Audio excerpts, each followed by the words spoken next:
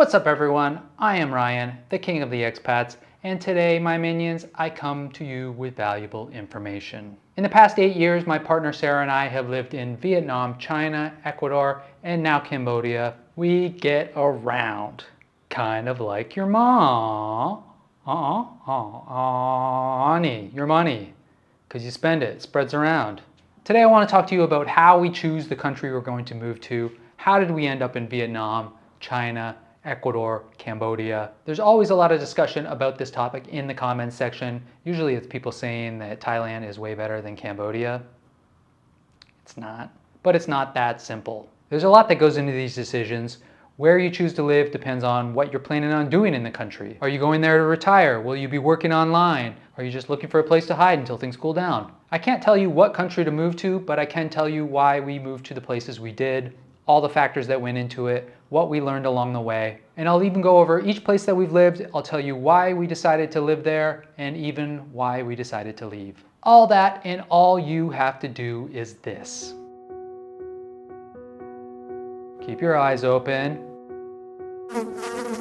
If a bug flies close to your face, you can close your mouth until it's gone. Just ignore that earthquake. It'll go away. Keep watching.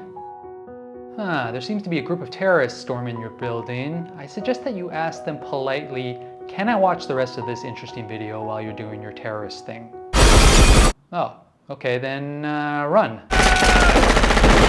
Hide in a vent and then watch the rest of the video there. I thought I told all of you I want radio silence until... Sorry, I just wanted to let you guys know this Itchy Feet on the Cheap channel is fantastic. You gotta check it out.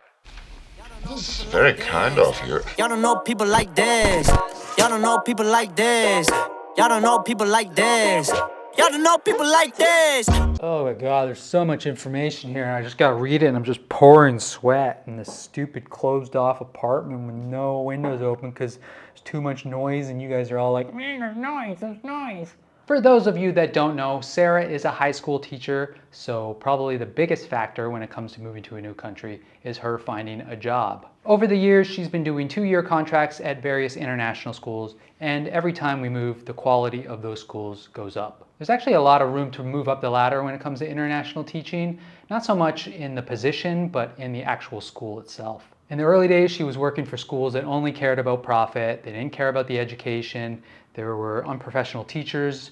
Some of them literally showed up to work drunk. There's also the curriculum she has to consider, the facilities, how international the school is, not just when it comes to the students, but also the faculty. Classroom size, the teaching hours, the pay, the types of benefits they offer. There's just a ton to consider. So over the years, as she's become more experienced as a teacher, it's actually become harder for us to find a place. Even though she's more qualified, she's getting more job offers, she's earned the right to be pickier. She knows what she wants more. She wants to step up from the last school. And the fact of the matter is there's just more bad schools out there than good ones. Kind of the ultimate goal is to be at the best school in a country. The #1 school in the country doesn't have to worry about recruiting so much. The #2 school, they're trying to catch up. They have to put some of their energy into recruiting. The #1 school, it's just natural. Usually there's a waiting list. People just want to go there because it's the #1 school. So Sarah's ambition is a big factor for us. Started from the bottom, now we're here. But what about those losers that aren't working full-time? They're not looking for a career. Maybe they're spending their time, I don't know, making YouTube videos or something stupid like that. For me, the cost of living is one of the biggest factors when choosing a country. If I want to continue living my dream, yes, making these videos is my sad, sad dream.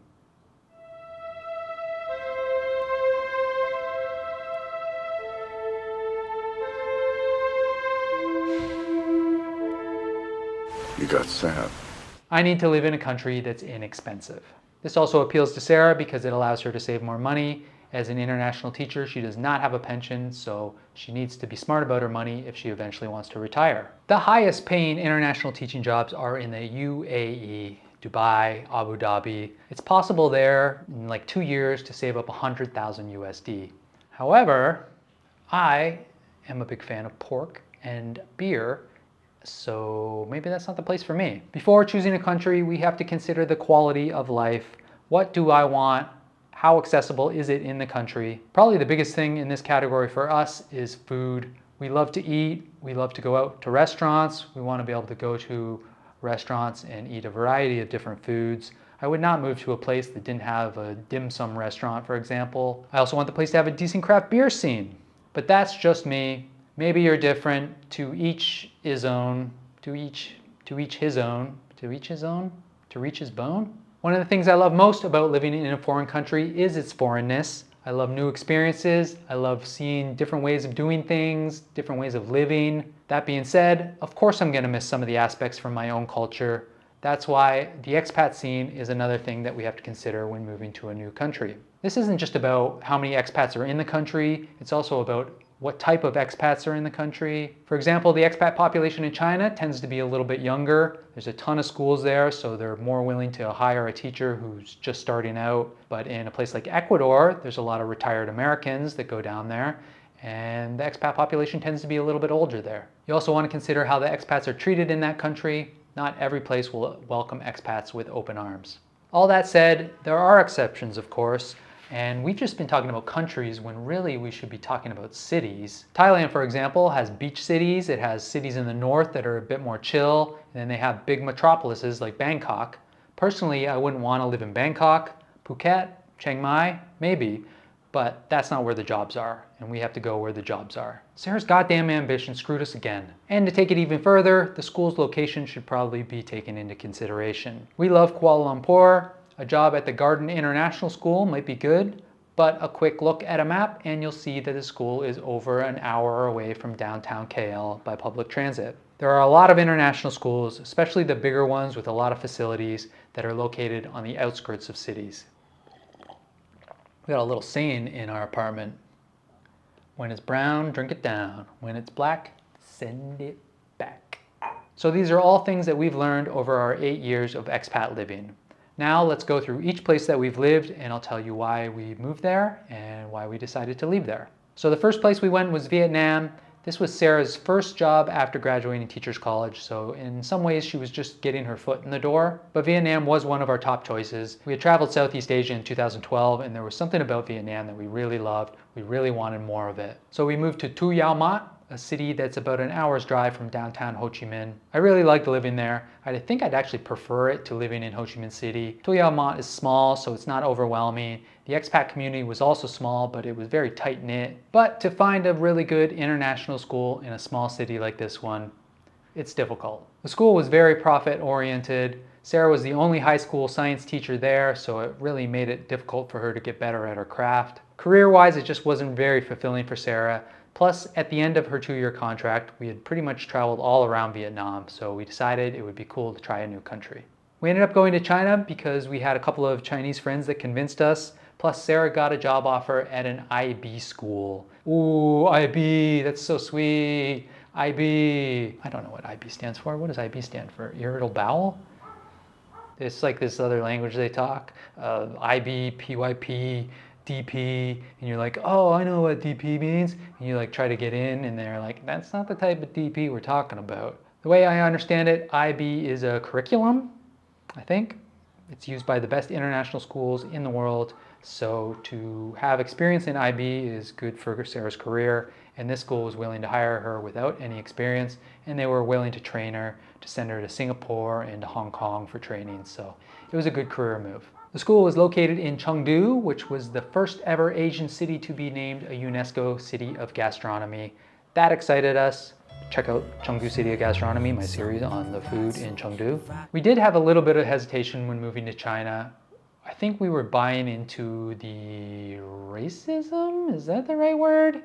The negative press that the Chinese government receives from the Western media. Remember kids, there are 1.4 billion people in China, so being mad at all Chinese people because of the actions of the Chinese government is a bit like being mad at every single bird because one bird flew into your big head. We ended up loving China. We stayed there for 3 whole years, and we would have probably stayed longer, but the school that Sarah was teaching at decided that when they were re-signing their teachers, instead of offering them a raise, they would offer them less money. You, we're out. So we decided to try heading back to the Americas, to a place closer to home, to a place that felt more like home, I suppose. So after 5 years of living in Asia, we moved to South America. Sara got a job in Ecuador, which sounded awesome. China was a lot of fun, but what China lacked in, Ecuador seemed to be thriving in. The weather, the environment, hiking, open space, green things, and a whole new culture to discover. I was in the same time zone as my friends and family. There were direct flights to Toronto, so I could go home easier and quicker. More people would come and visit me. Of course, all that didn't end up happening because of COVID. But even before COVID hit, it became apparent to me that Ecuador was not nearly as safe as China or Vietnam. The healthy living that I was looking forward to, while the air pollution was much, much better, the altitude did take its toll on me. I found I had a lack of energy and just felt overall more poopy. Also, the school that Sara was at wasn't very international at all. The students, there was a mix there, but when it came to the expat teachers, every single one of them, except for Sara, had been living in the UK for a while. Now, I have nothing against British people, but I really missed sitting at a table with people from all over the world, sharing our experiences, our points of views, and everyone's is a little different because of their cultural background. That's kind of what international living is all about for me. Learning from people who have a different background, seeing things from a different angle, just becoming more worldly, or worldlier. But more than anything, we just really missed Asia. I can't even say why. I don't know what it is about Asia, but something about it just clicks with me. It's just the frequency that we vibrate on. I don't know. But we decided to move back to Asia, so Sara started her job search for the 4th time in 7 years. It's a lot of moving and a lot of adjusting to a different lifestyle. For Sara, it's all that plus starting a new job, getting used to a new school, learning the names of her students. I don't know how she does that. She gets 70 new students and she has to learn all their names. Some of their names are just words she's never said or heard before. And after a series of interviews, she landed a job in Phnom Penh, Cambodia at arguably the best school in the country. It was everything we had hoped for. Back to Southeast Asia. Living in a city that wasn't too big, a varied expat community, cheap place to live. The school is truly international. They're not just looking to make a bunch of money. They have great facilities. They're located close enough to the city center that Sara can live in a cool neighborhood and commute to work. Plus, Sara's working environment has allowed her to blossom into the greatest teacher the world has ever seen. Facts. Scooter life, I love the scooter life. The food in the city is great. Locals, maybe the best part. It's very warm and friendly and welcoming. We're really loving Phnom Penh. Plus, we're tired of moving around all the time. So I think we're gonna be here for a long time. Please let me know in the comments below, are you an expat? Have you found a country that you love living in? Why do you love it? And if you are considering moving overseas, do your research. Make a list of what you want, what you need. Don't just listen to what other people say. You know, what's best for them might not be best for you. And you're pretty special, aren't you? You're a pretty special someone. All right, take care, comb your hair, I'm done. Prefer when I'm by myself. I don't wanna hang around y'all. Pray for good health. One day I'm really gon' ball. Fuck around and buy the whole mall. Breaking that cake. Flexing 700 in the bank. Not a superhero, I don't save. Look at my face. Look at my grades. Don't match up, no love. Look at